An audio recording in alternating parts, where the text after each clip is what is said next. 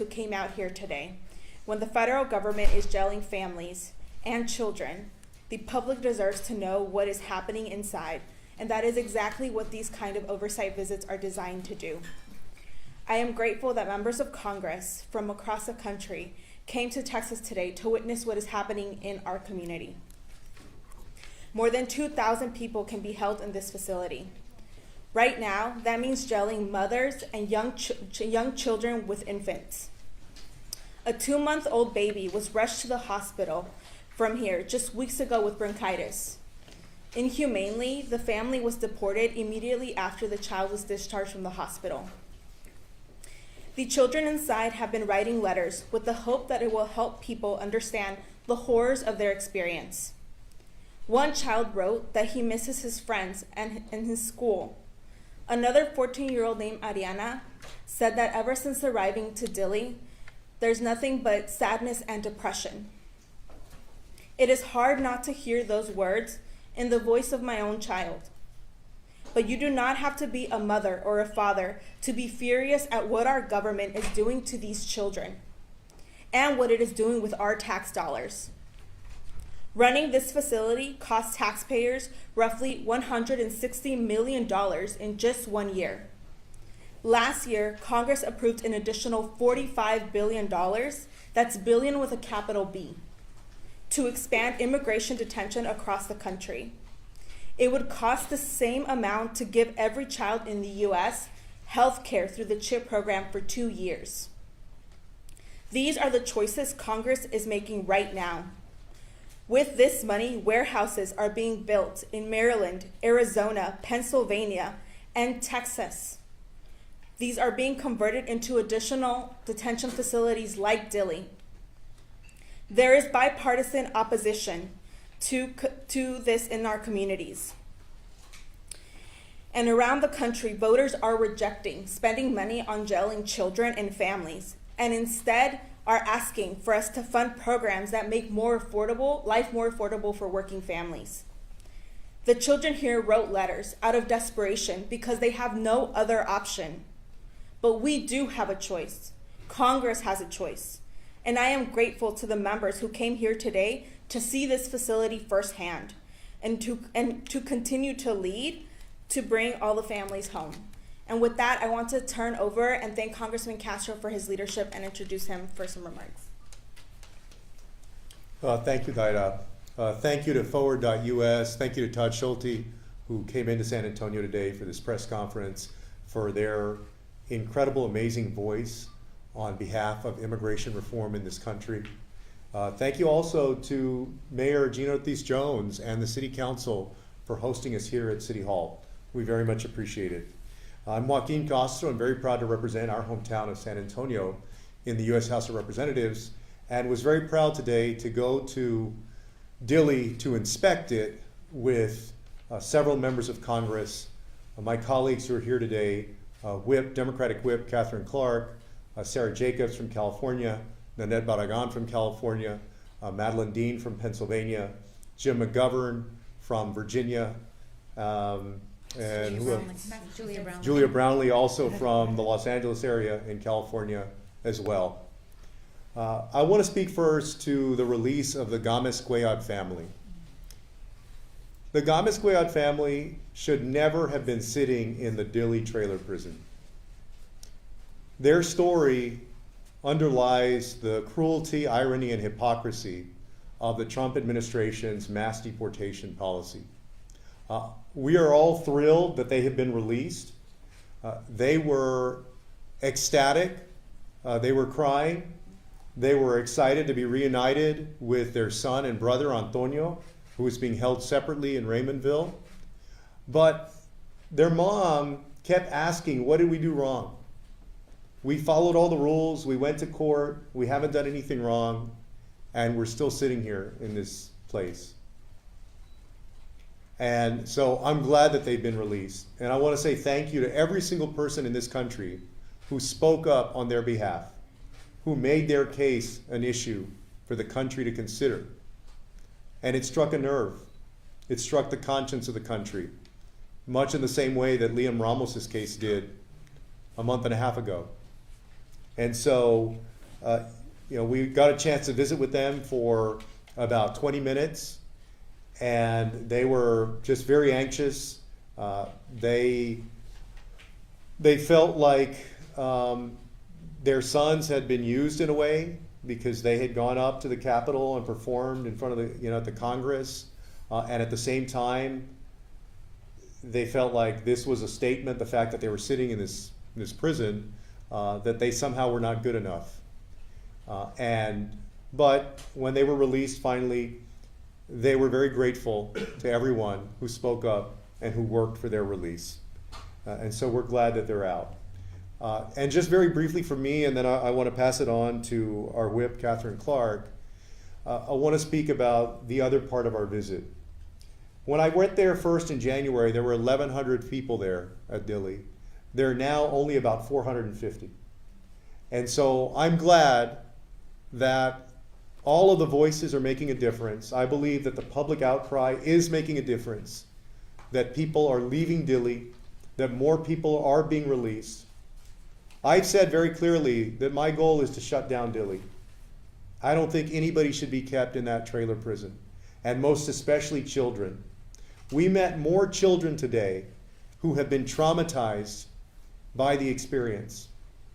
There was, for example, a young boy, 4 or 5 years old, whose parents said that his stomach has gotten swollen, that he has not had a bowel movement in 8 days and has not gotten the proper medical treatment that he needs. We met with 3 pregnant women. One of the women, who was 19 years old, said that the last time she went to the doctor 3 weeks ago, the doctor told her that her baby is not growing, that she needs to eat more. But she said she doesn't get enough to eat at Dilly.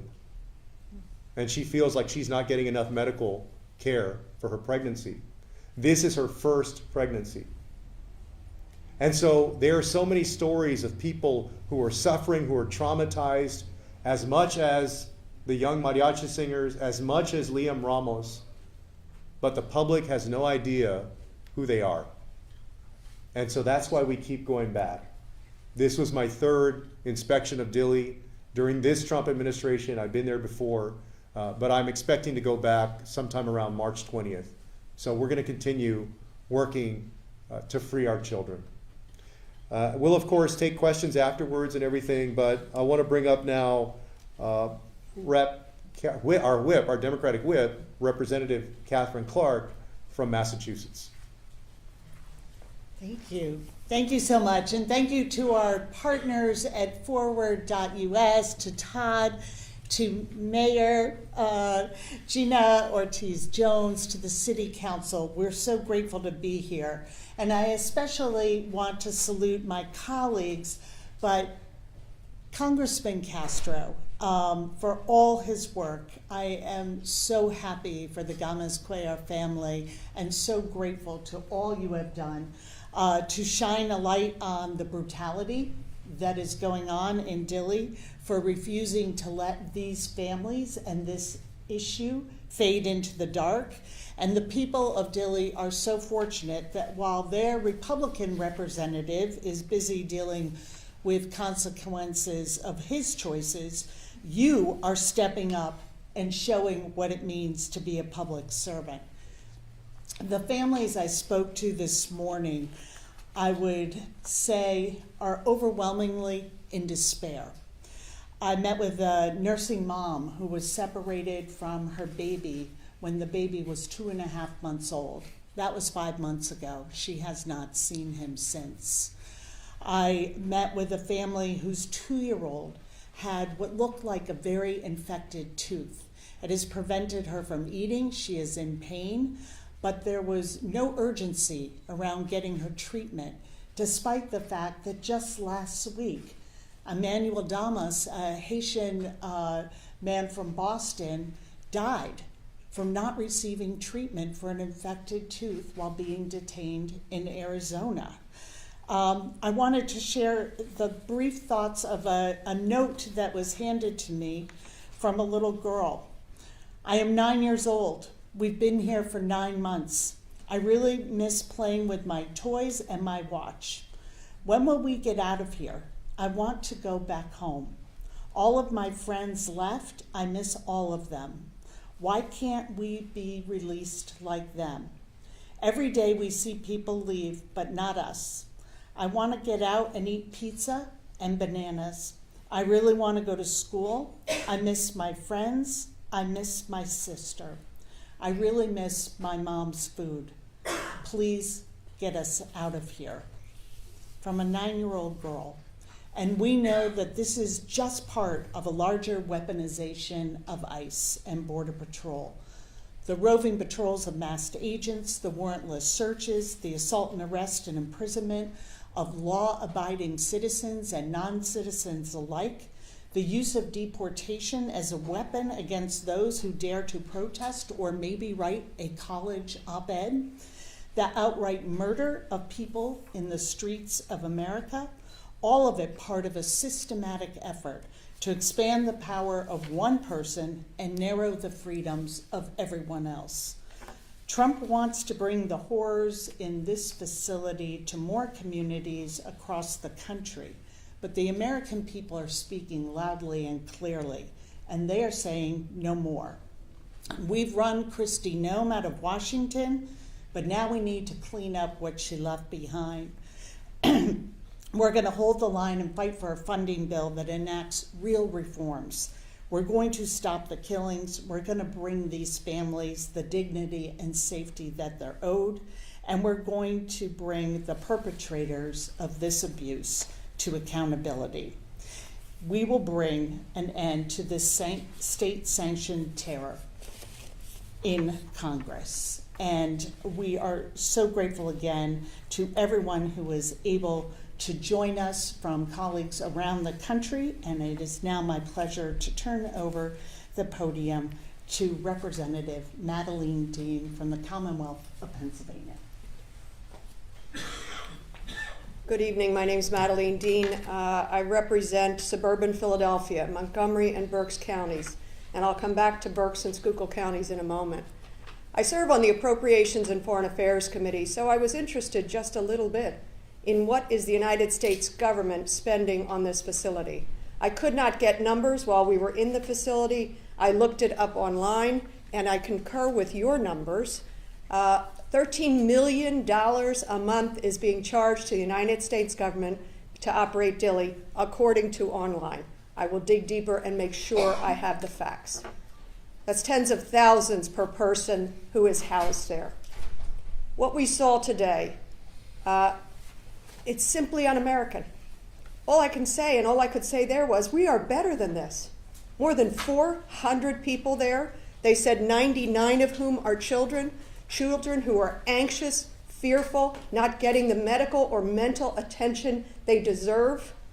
A woman, 32, who also showed her stomach most distended. She's been to the medical unit. She's been vomiting. She's now vomiting blood. They said she needs to just calm down. Somebody else, they said, to treat anxiety, eat more calories to treat your anxiety.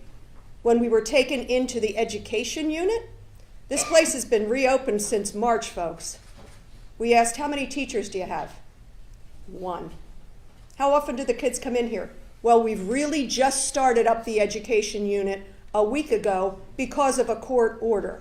And when I asked the administrator, how many people work here, employed by Core Civic, a for-profit New York Stock Exchange business, more than 600 people work there. And they thought it appropriate to have a single teacher, 1 teacher, no educational facilities. There were also, I think, 50 or more ICE agents, and in addition, the Texas National Guard. But the people who are there, they are fearful. They are from Russia, Egypt, Colombia, Honduras, Venezuela, other countries that I'm not even coming across right now. What we saw there was, actually the educational unit was a joke, but it's not funny. They literally had out on tables buckets for your crayons and paint. They were clean as a whistle because they were bought very, very recently. When Nanette Barragan opened up the crayons that they were showcasing, not a crayon had been used. They were perfect. I said, I've got 7 grandchildren. If my 7 grandchildren were in here for 7 minutes, you would have seen the evidence of kids having fun. So they staged it for us. And they had no concern. They staff it up to more than 600 people and no education to traumatize children and then steal the joy of a chance at an education? Are you kidding me? So I'll bring it back to what I believe Joaquin Castro deserves tremendous credit for bringing us here, for being here so many times, for being sure that we will shine a light and you will all report the truth of this un-American behavior in a trailer jail, a human warehouse. They're trying to bring it to my counties, Berks and Schuylkill County. They just bought a 520,000 square foot empty warehouse in Berks County that they want to use as a processing center. I said, not on my watch. You're not going to process human beings through here. It's another detention center. And hopefully my governor will stand, I know my governor will stand with us on that. What we saw was incredibly un-American. We have to stop this administration from the lawlessness. We didn't see the worst of the worst. We saw the sweetest of the sweetest. These children so fearful, wanting an education, missing their families, missing their moms, their sisters, their aunts, their cousins. What we saw is un-American, and it must be stopped. I thank Joaquin Castro. I thank my colleagues for the privilege of being in your company. And I thank you to the city of San Antonio for welcoming us here. Well, hi everybody, I'm Congresswoman Sarah Jacobs. I'm proud to represent San Diego, a very proud border community. So we know better than most that the border is not a scary or dangerous place to live. Much like here in Texas, our border community is vibrant, it is resilient, it is diverse, it is innovative. It's full of potential and full of possibilities. I'm so grateful to my colleague Joaquin Castro for bringing us here and for all of the incredible work that he's done to get the Gamez Cuellar family home, to get Liam home. The Gamez Cuellar family did everything right. They did. They had claimed asylum. They were found to have credible fear. They attended every single one of their check-ins, and they still got sent to Dilly. I wish I could tell you that their story was unique, that they were the only ones that this happened to and we were able to get them out. But that's not true. We met so many families who had such similar stories, who came here legally, who claimed asylum, who had TPS, who went to their check-ins, who did everything right. I've been to my fair share of detention facilities. The desperation of the people that we met today was overwhelming. They weren't criminals. They had followed the rules. They were breastfeeding mothers. They were families. They were children. And they were torn away from everything they know and stuck in a place where, frankly, the staff was pretty callous, the food was pretty gross, and the hope was pretty limited. And I'm sure that DHS is going to put out some press release after this about how every single person we talked to there was a criminal. But you know what? I actually don't care what their parents did. No kid deserves to be in these conditions. I have nieces and nephew who are the same age as many of the kids we met, and the idea that these kids are in this place where they are miserable. Every single family we spoke to talked about their kids having anxiety and depression, how they couldn't eat food, they couldn't go to the bathroom, all because of this place, because of what the United States government is doing to them.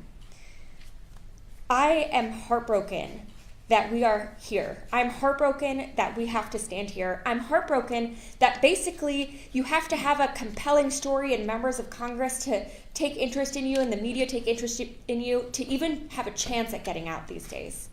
It shouldn't be this way. We should have a fair and humane legal process, and if you follow the rules, you should be allowed to stay.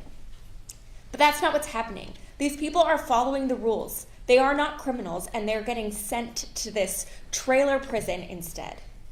We need to shut down Dilly. The U.S. government should not be inflicting trauma on children or families. They shouldn't be suffering. They do not belong in prison. The American people do not support ICE and Border Patrol terrorizing people and sticking them in cages or worse, killing them. Thanks to the American people, we got rid of Kristi Noem, and now we need to channel that anger and focus into shutting down Dilly and saving these children. Thank you. I'll now turn it over to the mayor of San Antonio and our host, Mayor Gina Ortiz-Jones. Well, good afternoon. I want to echo my thanks to Representative Castro for his continued leadership and certainly for bringing this delegation to see firsthand what is happening just a short while from here. This is something obviously that is not only top of mind in our community because of the proximity, but also because ICE recently purchased a large warehouse in our community, the largest industrial warehouse in the entire city. And to this day, the city of San Antonio nor my office has received any word from ICE regarding what is going to take place at that facility. And when we hear the firsthand accounts of what was reported today, frankly, what many would call child abuse, right? To think that that is happening already and to think that that could happen in our own community, again, should raise concerns, serious concerns about the lack of transparency and what may take place in our city. So I wanted to come today and lend my support, certainly for their efforts to draw attention to what is happening there, but then also connect the dots to what may happen in our own community if that facility is funded, which is why I signed a letter a couple of weeks ago saying, please do not support any legislation that funds that facility. Don't do it. Some people have called this a jobs opportunity. When you hear these stories about how those young people are being treated, those are not the kinds of jobs and investment that our community needs. People should be treated with dignity and with respect, and we need that representative, and well, he's not going to be there much longer, so now you know who I'm talking about. But at the end of the day, our community deserves better. And everybody in our community, as was alluded to, regardless of their status, deserves to be treated with dignity and with respect. So again, my thanks to Representative Castro, to all the members of Congress that came to see firsthand for themselves, and will now apply this not only to their voting record, but also to those appropriations decisions. Thank you, and thank you to Forward US for your work. My name's Todd Schulte, and we'll open it up for questions here in a second. I just want to tie together a couple quick things. And for people who are watching, for people who are here, I would ask all of us to think, how would you explain to the 9-year-old in your life what is happening to a 9-year-old inside Dilly? I would ask all of us, whether it's a niece, whether it's a nephew, whether it's a kid, would you actually want to tell that 9-year-old what it is? If you left home, if you're a reporter, if you are watching online, if you're a policymaker, if you're a teacher, whatever you are you comfortable saying that the United States of America is in the process of trying to increase by 400 or 500% the sorts of warehouse jails that the mayor talked about, the sorts of warehouse jails that these members of Congress all voted against and are holding the line on right now? Are you comfortable with thinking about the sort of country that we will build if we normalize, whether parents have done something wrong or not, to the Congresswoman's point, jailing these children and jailing them so intentionally, cruelly, that it may send some message to someone else? And in the process of there will be crayons that are fake, there will be one teacher perhaps provided, but there will be profit in the case here. And that is not the country that we need to have. It is not the immigration system that we need to have. And for the many, many problems and the challenges that we face ahead, can we start by saying we do not need to expand this system of punishment in ways we have never seen before? And can we simply say that Dilly needs to close and needs to close now? And that is something to me that I think it is so important the members of Congress are here, and they are doing two really important things. They are showing up. It is not specific to the voting yay or voting nay to go to a prison or to a jail. It is not specific to it, but it is showing up and it is bearing witness, and it is having a huge consequence, to the point that the congressman made. And there are 400 plus more people in Dilly than there should be, but there's 600 fewer people than there will be today. And as we think about the efforts to grow this around the country, that showing up and that bearing witness is so important. And we can all do that. We can all go to a town hall. We can all volunteer. We can all help out in our ways. And I think that is such an important message, that there's a family who's going to have a little bit more dignity and certainty tonight because of the people up here, because of the people around the country who spoke out for them. So I think that's so important. And I want to thank everybody for being here. And we will open it up for questions. Congressman Castro, how long was the Gamez Cuellar family in detention, and what led to their release today? Was it public pressure? Was it something your office did or other delegates assisted with? My understanding is that they were taken in around February 25th when they showed up for their latest ICE appointment. And they had been reporting regularly and showing up regularly, and then this time the whole family was taken in. And the father described the devastation and trauma of seeing his 18-year-old son, who's still in high school, being shackled on his arms and legs and being taken away from the family. And he started crying, telling that story, and so did their mom. I think that this was an ensemble effort. I think it was everybody speaking up and speaking out about this. And earlier I said that there was an irony and a hypocrisy and a cruelty to it. The great irony and hypocrisy here is that these young men were good enough to perform at the United States Capitol building, that they were not considered any kind of security threat to our country. And they go from that last summer, less than a year ago, to sitting in a trailer prison with their parents. And so I just want to thank everybody who spoke up, and also everybody who's covered this story, the news media, the content creators, everybody who was able to shine a light on their story. Congressman, of the 400 or so, how many would you say are children? And also, Monica De La Cruz, who represents McAllen, said that today is not about politics. She voted for one big, beautiful bill, which gave tens of millions of dollars to fund ICE detention. So I wonder what your answer is to that. Our understanding, I believe the number they told us was 99 children are there out of the 400 and something folks. So still an incredible number of children. When I first went, there were hundreds of children. I'm glad to see that number is now lower. With respect to the big beautiful bill, that was $150 billion extra dollars for the Department of Homeland Security, $75 billion for ICE, above and beyond their annual budget. And we don't need to be spending that kind of money on this kind of brutality. There's a brutality that people see out on the streets that we saw in Minneapolis, Los Angeles, Chicago. There is a brutality behind those prison walls that people don't see.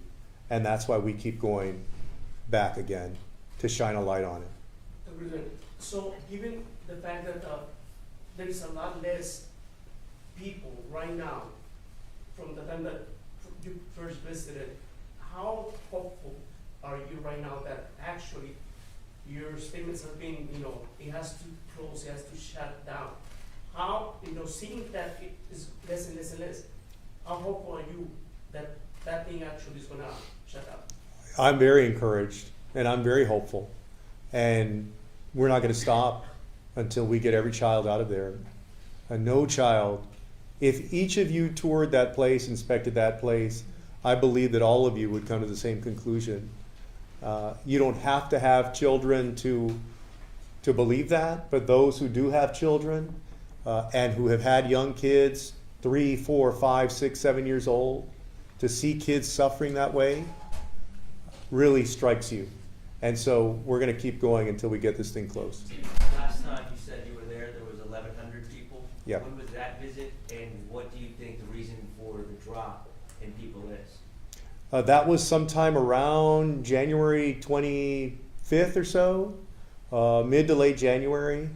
And, look, I'd like to think that it is all the public pressure, that it's the fact that so many folks have been shining a light on what goes on at Dilly, that the American people, by and large, cannot stand that kids would be imprisoned like that and treated that way. So whatever the reason, I'm encouraged that the number has gone down from that first visit in January to now, from 1,100 to 450. Representative Monica de la Cruz helped get Antonio out in Raymondville. Is that true? Is that accurate? I have not spoken to Monica, but yeah, I trust if somebody told me that she said that she reached out to different folks. I trust that if she says she did that she did that. So did you have any input into Antonio's situation as well? Earlier in the week, I had spoken with his lawyer, their lawyer, who was out of Florida, and then they eventually got lawyers in Texas who were working on a writ of habeas corpus. And so my office was talking to everyone.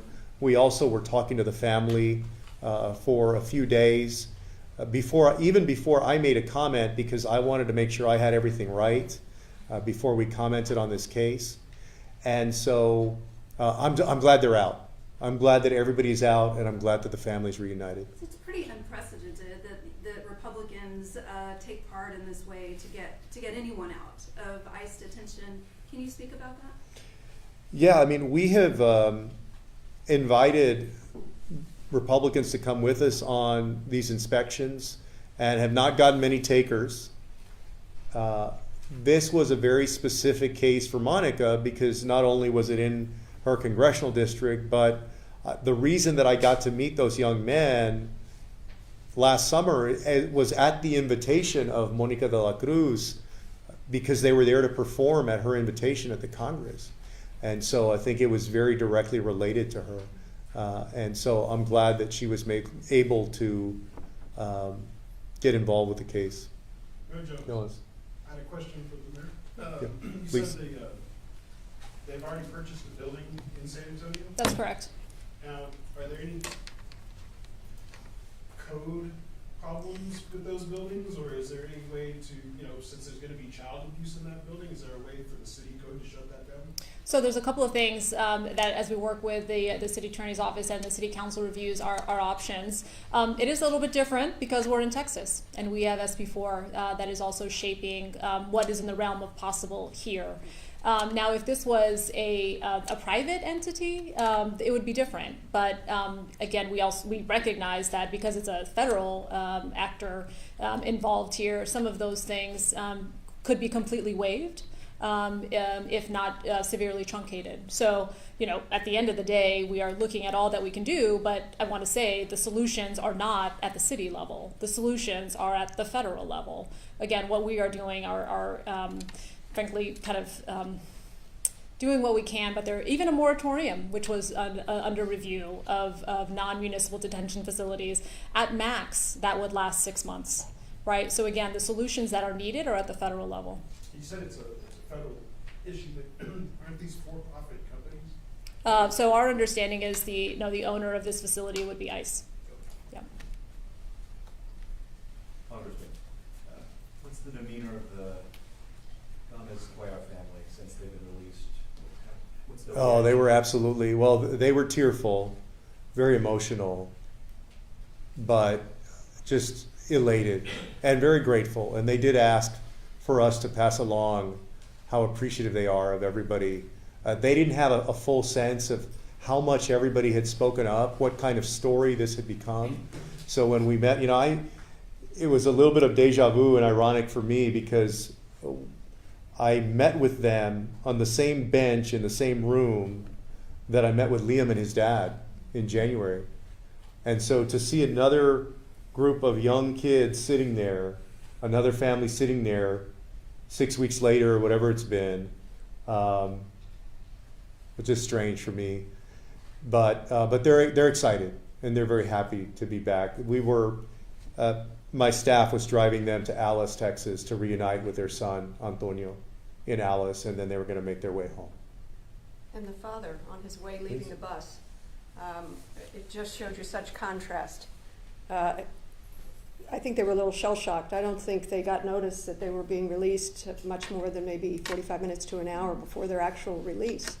And one of the final things he said was he was worried about that 4-year-old boy who had not had a bowel movement in the 8 days that he had been there. He showed compassion for for a child in that facility, even as he was just regathering his own family. Would that the people at Dilly showed that same compassion. Do we know why they were released, unlike the other families that are still there? I mean, look, I think it's no secret that the more public, the bigger outcry, the more people get involved, the public gets involved, I think, quite honestly, gives people a better chance of getting out. I think that's just the truth. And that's why we have tried to tell the stories also of folks who were never photographed with a Spider-Man backpack or a blue cap or didn't perform in a mariachi at the Capitol, because their lives are just as valuable and their stories, if you go listen to them, are just as compelling and their trauma is just as real. And so, you know, we're going to keep it up. So it doesn't end here though, right? I mean, they still have an ongoing legal case. They still have an case. immigration case that's ongoing. That's an asylum case, yeah. Did the parents have ankle monitors put on them as per usual with ICE? They didn't tell us that, and I didn't see that. I don't know if anyone else did. I didn't notice it. Yeah, we didn't notice that. You know, when we had a bus there and had a staff member with a car waiting, but they came on the bus with us for about 10 or 15 minutes. We had bought some H-E-B sandwiches, and so we gave them some sandwiches to eat, and they ate and had a Coke and stuff, and then we walked over to the car and said goodbye. And they were just excited to be on the road to get with their son. All right, y'all, one more, and then we folks got to catch flights and stuff. We're doing a story on the Ruben Martinez story, so Yeah. I'm going to ask you one question. With the recent release of records on the shooting death of Ruben Martinez, do you think the case should be re-examined? I absolutely think that Ruben Martinez's case should be re-examined. I don't believe the video shows what the government claims it does, and he was killed, and there should continue to be an investigation of it. And the United States Congress also should take a look at that case. All right, thank y'all. Thanks, everybody. Thank you.